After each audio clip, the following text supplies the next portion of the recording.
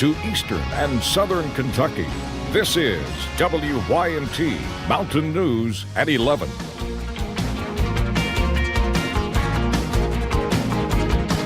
Good evening, I'm Connor James. The miners protesting black jewel in Harlan County will go down as a page in the coal mining history book. But the 5 men who first stepped on the tracks say that wasn't their intention. They just felt like they were doing what was right. I sat down with all 5 and talked to them about the pivotal moment when they started to block a train and what will come next for them. This camp, set up along US 119 in Cumberland, is now a second home to many. Made up of mostly coal miners and their families, it was built more than 2 weeks ago.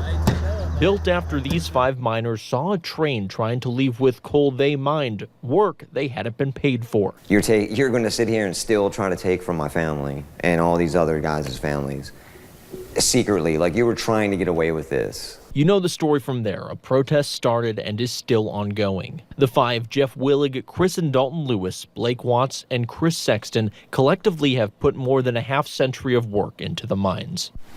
It's not an easy job. It's not something that a lot of people want to do. It's ever-going challenging, and basically you're digging your own grave. Among the 5, Chris and Dalton are a father-son duo. You know, there's a lot of pride that comes with coal mining, and I'm proud of Dalton.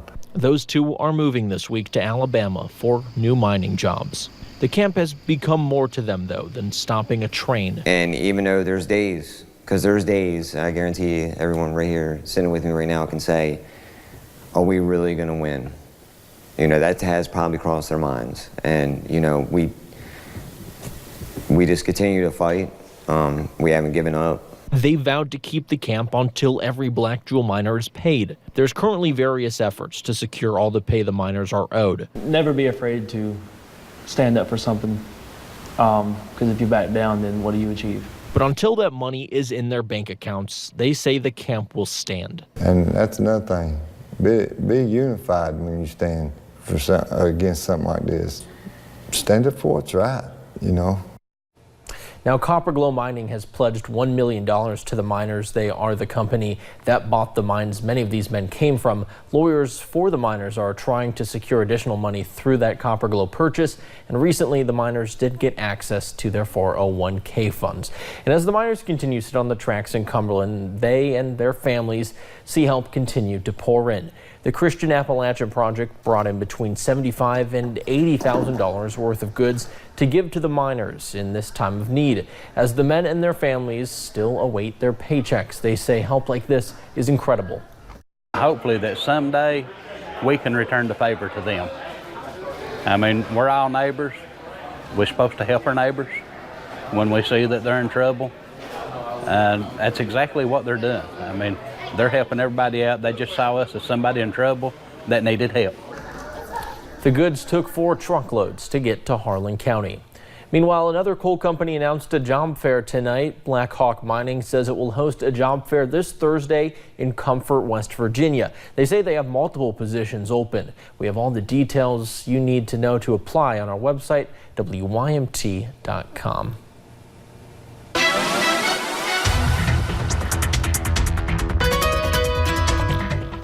Well, it was a rainy day here in the mountains, but the evening has just been absolutely gorgeous. We got some beautiful pictures for you. Let's go ahead and take you over to this one. This one was actually taken in Hazard by Kyle. A viewer sent this in. It was absolutely gorgeous, and I'll have a little bit more of those pictures coming up in my full weather. But let's go ahead and check out satellite and radar from earlier.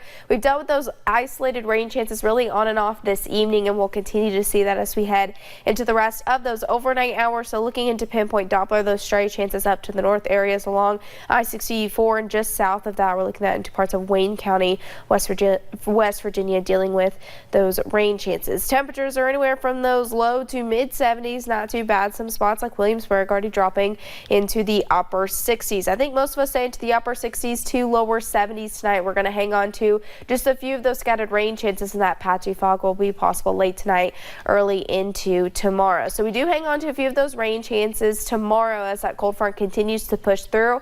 But after that, sunshine returns and we warm back up into those upper 80s to lower 90s. I'll have a look at that full forecast coming up in just a little bit. Connor. All right, thank you, Paige. Well, Kentucky State Police are conducting an arson investigation in Harlan County. Police responded to a house fire in the Sunshine area around 3:30 this morning. Everyone made it out of the house without getting hurt. Officials say the fire damaged nearby houses. All of a sudden you heard a big boom. The whole front side of her house blew outwards. Yeah, there was flames everywhere. Kentucky State Police said someone was arrested at the scene this morning, but on unrelated charges. And 2 people face charges in a Laurel County truck theft. Deputies arrested 58-year-old Daskell Gray and 57-year-old Brandon Gray. Authorities were looking for a stolen truck and got a call Sunday after the truck's owner spotted it. Deputies found Daskell Gray with the truck's bed and trailer hitch. Monday morning, deputies found Brandon Gray hiding in the same garage. Daskell Gray is charged with receiving stolen property. Brandon Gray is charged with theft by unlawful taking. And the Pineville Community Hospital will soon have new ownership. First State Bank of the Southeast announced in a release that they placed the winning bid in the auction of the hospital, which includes all of its assets. The bank and Kentucky Highlands Investment Corporation agreed to allow $800,000 in liens ahead of their own to keep the hospital there. There are still formalities that must take place to make this sale official. And tonight, members of the Elkhorn City Council were told about a petition signed by 150 community members. That petition, now on the desk of Pike County's Judge Executive Ray Jones, gives voters in Elkhorn City a chance to decide if they want alcohol to be sold during their town during the November election. However, petitioner Gypsy Cantrell-Ratliff says the vote is not an attempt to start a battle. She says it's about creating a better future for the next generation. I just want my children and if I ever have any grandchildren to be able to live in a community that they're proud of. We expected to hear from a member of the community who does not support the vote, but that person was unavailable for comment. The vote will be placed on the ballot during the general election in November. Until then, Ratliff says she will be campaigning to explain the benefits of going wet. And a celebration after 2.5 years of hard work. Tonight, Perry County hosted a grand opening of the new trail system behind the Perry County Park. They also announced Hazard being named a Kentucky Trail Town, hoping it will bring in more tourism. WYMT's Emily Bennett was at the celebration with more. After 2.5 years and a $100,000 recreational trail grant, the Perry County trails are open. Everybody that you see around here in some way or another played a role in building what we have behind us in our park.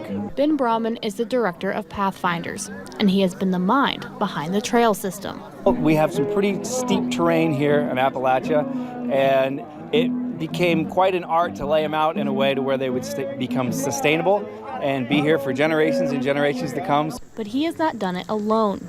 Countless hours have been put in by the community. Well over 3,000 volunteer hours, and we're still about 25% to completions. Over 90% of those being completed by local kids, like Zachary Gayhart.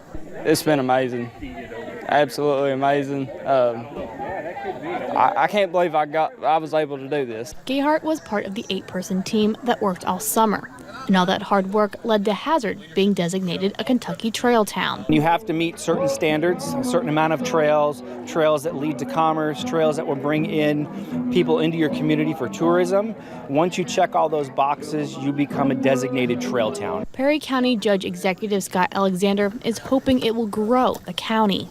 It gets us the exposure that we need. We've got an amazing trail system here that we've started. We're not quitting with this one. We're going to develop more, but we're going to get the attention that our trails need to get people to come here. Wanting to show the county has a lot to offer. In Perry County, Emily Bennett, WYMT Mountain News. The trails are located right behind the Perry County Pool. There's about 7 miles of trails ranging in difficulty and length.